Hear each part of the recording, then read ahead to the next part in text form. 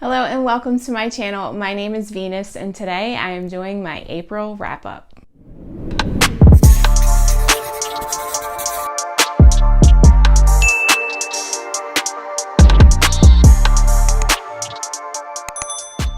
So let's talk about some stats first. So in the month of April, I read 8 books. I read 3 fantasy, 1 slasher, 1 young adult mystery, and 3 thrillers. And the ratings I have so far, or I had for April, are 2 3-star, 1 3.5 star, 2 4-star, 2 4.5 star, and 1 5-star. And I did participate in 2 readathons. So I participated in the Tometopple readathon and the springflingoween readathon. So I did do a vlog for the springflingoween readathon, so I'm not going to go into too much detail about the books that I read for that readathon. And I also did a vlog for one of these books as well, a vlog review for one of these books as well, so I won't talk about that too much. So I'm going to start from the lowest rated book to my favorite book of the month. First book I'm going to talk about is Night Shift by Alex Finlay. I gave this book 3 stars. This is an adult thriller book, and it was pretty underwhelming. I was super excited to read this book because one of the murders took place in a blockbuster in the 90s. I thought we were going to get all kinds of 90s vibes from this book, and literally it probably lasted all of 5 pages. So in the very beginning of this book, we are in blockbuster and some murders happen, and of course there's one survivor, final girl, and we jump to present time, I believe, with her point of view. And this book also has 2 other point of views: a lawyer who is the brother of the supposed killer from the blockbuster killings, and a pregnant cop. So we kind of bounce back and forth through these points of views. A new murder takes place in like an ice cream parlor in present time, and the final girl from the blockbuster murder is now, I think she's like a social worker or a psychologist, and she has been called by the current principal of the school that she went to come and help talk to the final girl from the ice cream parlor killings. And then it goes from there. I was able to quickly guess who the killer was in this book. So really not a lot of twists, and it just overall was underwhelming for me. I did get this from the library. Thank God I didn't purchase it. And I also listened to it on audiobook. So it was just okay. The next book I read was Good Girl, Bad Blood by Hallie Jackson. And I gave this book 3 stars. This was just okay for me. This is a sequel to A Good Girl's Guide to Murder. This is a young adult mystery book. In the first book, Pip is like a high school student, and she has decided to choose her, I guess it was senior project to investigate a murder that happened in her neighborhood. And it's a multimedia, so there's interviews, there's a podcast, there's pictures. So it was fun. The first book I really, really enjoyed. This one picks up right after the events of the last book. And honestly, I was kind of lost because I haven't read the first book in quite a while. So I almost DNF'd it. I was like, I have no idea what's happening. So I read a quick review of the last book somewhere online, and even after that, I just kind of was bored. This book is about a missing person. So Pip supposedly decides at the end of the last book, I don't want to do any more investigations like this. It turned me into a grouchy person. I put my family in danger because there was a lot of secrets in the town that kind of was unraveled in the first book. Pip is asked to help find where her friend's brother is. He's gone missing, and the mother has also asked Pip to help investigate, and so they go on this missing person investigation, and there's, again, multimedia. She's doing interviews, and I was really bored. There is a little bit of a twist at the end that was okay, but overall I just thought this was not as good as the first one, and I don't actually plan on continuing on with this series, so 3 stars for this book. The next book is Cirque Beserk by Jessica Guess, and this is a slasher book that I read for Springflingoween, so there is a vlog for that up. It's just quick synopsis. It's a slasher book. It takes place in an abandoned traveling circus, and it was fun. It kind of did a cool little twist on a popular slasher trope, and the backstory of the murderers in this book, where it was actually really interesting. And it was just fun, a bunch of dumb teens going to an abandoned circus. and you can only guess what happens from there. So I did give this book 3.5, and I do recommend it. It is on Kindle Unlimited if you are interested. And the next book I also read for springflingoween, that is Joyland by Stephen King. Quick synopsis, this actually also, I gave this 4 stars. This book takes place in an amusement park as well called Joyland. The book takes place in the 70s. It is about Devin, who just had his heart broken recently, decides to go and work in the amusement park Joyland in North Carolina. It kind of goes through his relationships with the park co-workers and his broken heart, and there's a mysterious ghost that's also in this park, and it also talks about his relationship with the young woman and her son, who he has kind of a bond with. So there's a little bit of paranormal in it. It's not scary. It's more just really kind of watching Devin heal from this broken heart and get to know these people in this park, and then there's also a bit of a little murder mystery in it as well. But I really enjoyed it. Stephen King he's just amazing. His writing style just keeps you completely intrigued and captivated. And I couldn't put this book down. I pretty much read it in one sitting. And it is short. It's only like 280 pages. So 4 stars. I really highly recommend this book. And the last book that I read for springflingoween, I also gave this 4 stars. This is The Passengers by John Mars. Really fun. It was fast-paced. A little too much politics in it for me. That's the only reason why I didn't give it 5 stars. But essentially, it is a group of 8 strangers that are in Britain, and I think they're all in Britain. Yeah, they're all in the same area, going to different places in this driverless car, and then all of a sudden a voice over the intercom says, in approximately 2 hours, you will all be dead. So it goes from there. There's a group of people that are responsible for deciding if one person gets to live or not, and then social media gets wrapped up into it because it's being streamed all over the place. And this was just a really fun ride. There was parts of it that kind of like made me anxious because I was like, oh my gosh, what's gonna happen?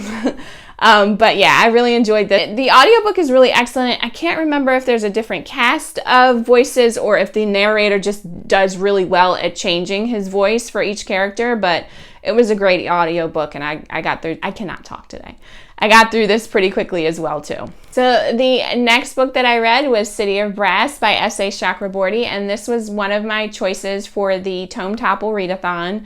I'm so glad I participated in that readathon because this is a book that's been sitting on my shelf for a while, and I've been putting it off because it's so chunky, but I am glad that I picked it up because I really, really enjoyed it. I did give it 4.5 stars. This book centers around Nari, and it starts off in Cairo, Egypt, and she is, and I can't remember what time period, maybe the 1800s? I can't remember. Don't quote me on that. But so she is like this thief con artist, and she swindles her way through getting, food and provisions for her survival. And she decides to kind of do this, I want to say like seance or exorcism for a young girl in the city who is believed to like be possessed or something's wrong with her. Her parents think something's wrong with her, and Nari accidentally summons a djinn, and then a whole bunch of magical fun things happen after that. They are whisked away onto a magical rug because they're being like chased by, I guess, like demons, some kind of demons, and they are going to the City of Brass, which is Davabad. I'm sorry if I'm saying that wrong. So you go through that adventure with them, and then you are also getting a point of view from Prince Ali, who actually lives in Davabad. So there are like 7 different tribes of jinn. They all seem to be like fighting with each other. The only reason I didn't give this 5 stars is because I just got super confused with the history of the jinn in this book. And it could just be my fault because I was listening to the audiobook and reading the physical book at the same time. So some of the names just kind of got, I don't know, confused in my head. But the history of the jinn, because some of them get angry if you call them jinn. They want to be called davas, and it's a whole thing. But overall, I really, really did enjoy this book. It is very magical. There's a lot of politics in it. The ending was fantastic. I cannot wait to read the second book. And you also discover some things about Nari's history and her descendants. Dara has a whole history himself as well. Yeah, just great characters. And I actually ended up at the end of this book really loving Prince Ali. So in the city of Davabad, there are people that are called Shafites.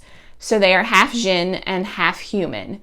And they are just literally looked down upon. And Prince Ali is very protective of them. He doesn't feel like they should be treated the way that they do. So you kind of go through his story and then they finally all merge together. And yes, so I highly enjoyed this book, 4.5 stars. And the next book that I gave 4.5 stars is The Hunger of the Gods by John Glenn. I did a whole reading vlog about this, so I'm not going to go into too much detail, but this is the sequel to The Shadow of the Gods.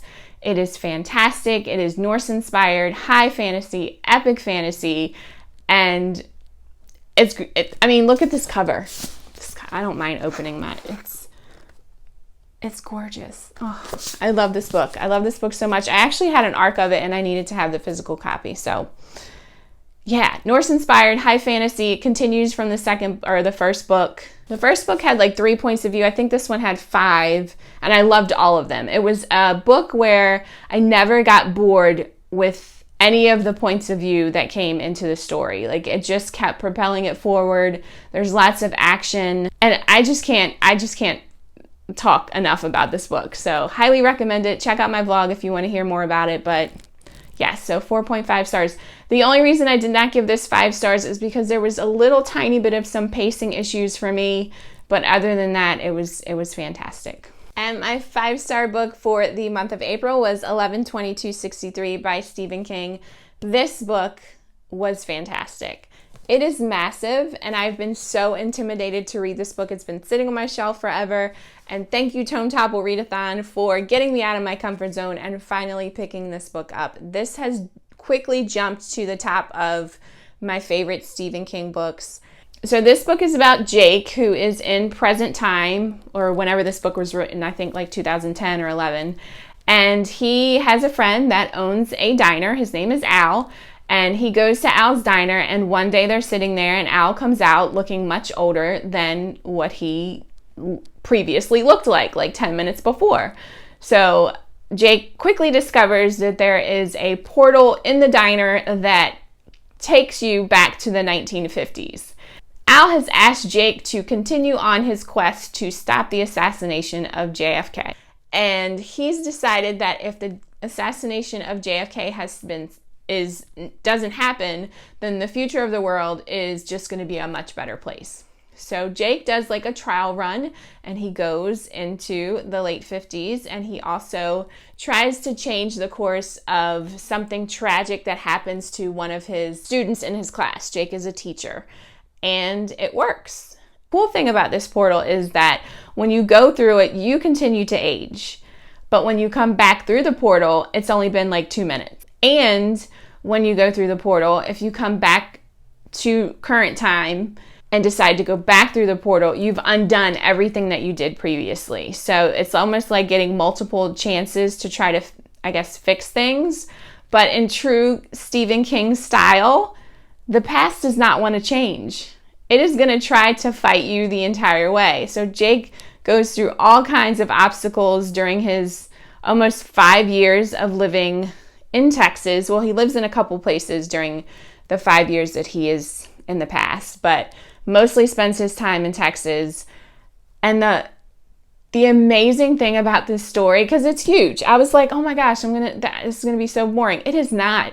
It is not, because you are meeting like this group of characters that Jake becomes super close with. There's a love story intertwined into it. You're also learning about like JFK. I am not a huge history buff. I was concerned that I wasn't going to enjoy this book, but that is not the case at all. There's a cool part where some of the characters from It are interweaved into the story, and I know Stephen King has like this multiverse thing going on with his books that I don't know. I'm not very schooled about, so I'm not even going to try to break that down, but I just thought it was really cool how some of the characters from It were like a storyline as well. And he just does like this amazing description of the late 50s and early 60s, the music, the clothes, the food that they eat, the way that the cost of living, just so many things are mentioned, and he does it in such an amazing way. So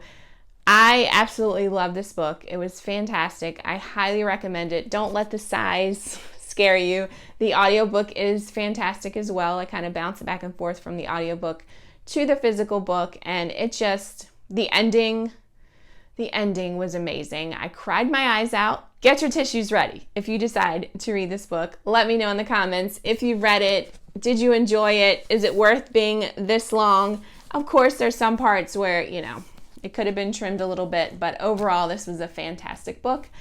And that is all I have for the month of April. I hope you guys have a fantastic day, and I will see you again soon.